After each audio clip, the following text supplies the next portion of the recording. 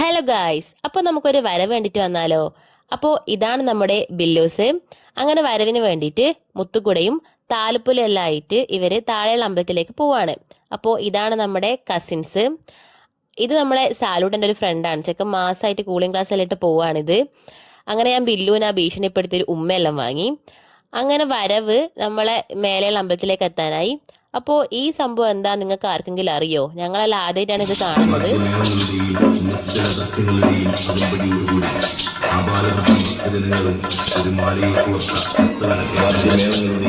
നിശ്ചല ദൃശ്യങ്ങളുടെയും അകമ്പടിയോടുകൂടി ആബാലവൃദ്ധം ഭക്തജനങ്ങളും ഒരു മാലയെ കോർത്ത പിന്നെ വാദ്യഘോഷവും അതിന്റെ ബാക്കിലായിട്ട് ഘോഷയാത്ര ഉണ്ടേനും. ഓരെല്ലാം ഘോഷയാത്രയ്ക്ക് ഡ്രസ് കോഡേനും ആക്കിയേ.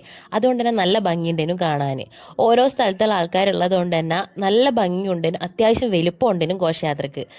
ഇതാണ് നമ്മളെ ദേവി അണിഞ്ഞൊരുങ്ങി നല്ല സുന്ദരിയായിട്ടില്ലേ. പിന്നെ ഇത് നമ്മളെ നാട്ടിലെ ആൾക്കാരാണ്. അപ്പോൾ ഓൾമോസ്റ്റ് എല്ലാ ആൾക്കാരും ഉണ്ടേനും. അപ്പോൾ നിങ്ങളെ നാട്ടിലും ഇങ്ങനെ എന്തെങ്കിലും ഉണ്ടെങ്കിൽ കമൻറ്റ് ചെയ്യൂ. അപ്പോൾ ഇത്രയേ ഉള്ളൂ ഗൈസ്, ബൈ.